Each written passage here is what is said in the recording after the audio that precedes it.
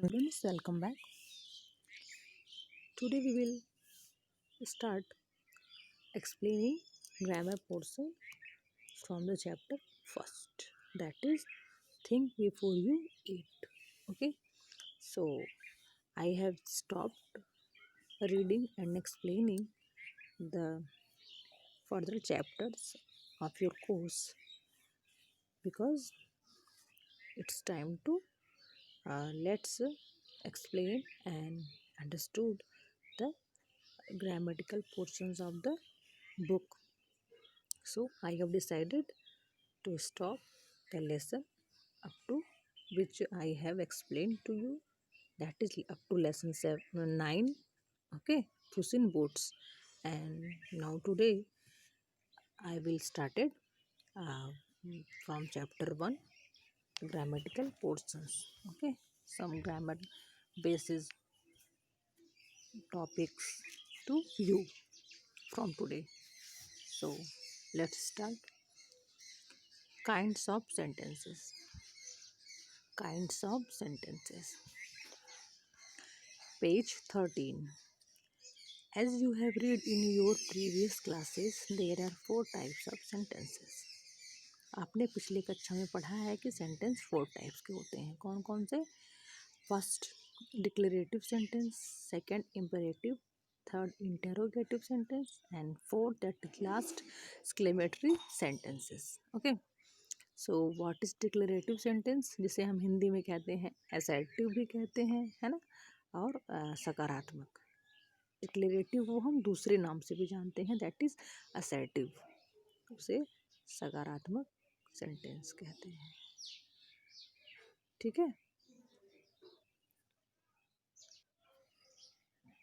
जिसे हम declarative sentence कहते हैं. क्या होता है ये आपका प्रयोग होता है यूज टू मेक स्टेटमेंट, केवल आपका सीधे सीधे स्टेटमेंट बताने के लिए, जिसे हम सकारात्मक वाक्य कहते हैं डिक्लेरेटिव सेंटेंसेस.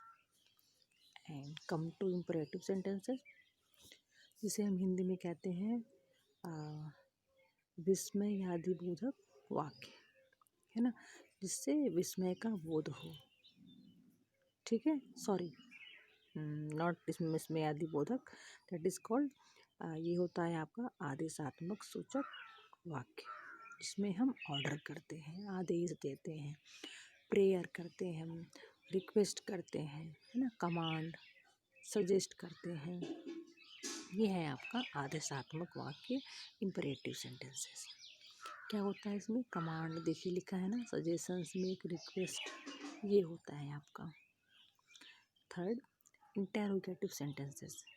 इंटेरोगेटिव सेंटेंसेस है आपका ये प्रश्नसूचक वाक्य, हिंदी में कहते हैं ना प्रश्नसूचक वाक्य, जिसमें हम क्वेश्चन पूछते हैं, चाहे वो क्वेश्चन कैसा भी हो, used for asking questions.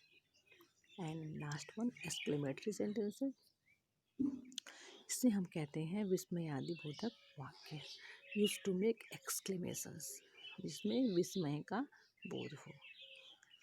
Any sentences that uses negative words like not or never is called negative sentences.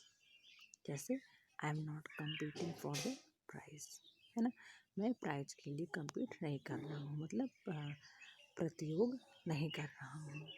ठीक है. Salil has never been to the amusement park. Salil क्या है? कभी भी अम्यूजमेंट पार्क में नहीं गया है. ये आपका हो गया नेगेटिव सेंटेंसेस. तो आज आपको होमवर्क में क्या करना है बेटा? Identify the type of sentences and then one sentences of that type on your own. इसमें लिखा है कि आपको आइडेंटिफाई करना है कि जो नीचे आपके सेंटेंसेस दिए हुए हैं 1 2 3 4 5 6, ये कौन से टाइप है सेंटेंस के, डिक्लेरेटिव, इंपरेटिव, इंटेरोगेटिव, एक्सक्लेमेटरी. आपको सामने यहाँ पे जो स्पेस दिया हुआ है ना, ये देखिए, यहाँ पे लिखना है. ठीक है. फिर कह रहा है then make one sentence of that type of your own. फिर आपको जैसे यहाँ पे लिखा है वॉच आउट, तो वॉच आउट क्या है आपका? ये एक्सक्लेमेशन मार्क है, तो एक्सक्लेमेटरी सेंटेंस है.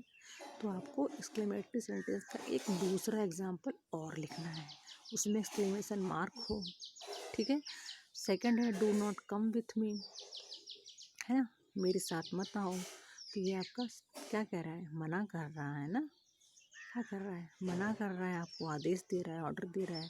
तो आपका इम्पेरेटिव है, तो आप यहाँ इम्पेरेटिव लिखेंगे। और फिर इम्पेरेटिव से ही ठीक इसी तरह से कैसे लिखा हुआ है do not come with me, इसी सेंस में, है ना, इम्पेरेटिव का ही एक आप दूसरा सेंटेंस खुद से लिखेंगे, है ना, कॉपी पर। क्लियर, यही आपका होमवर्क है आज का। Thank you.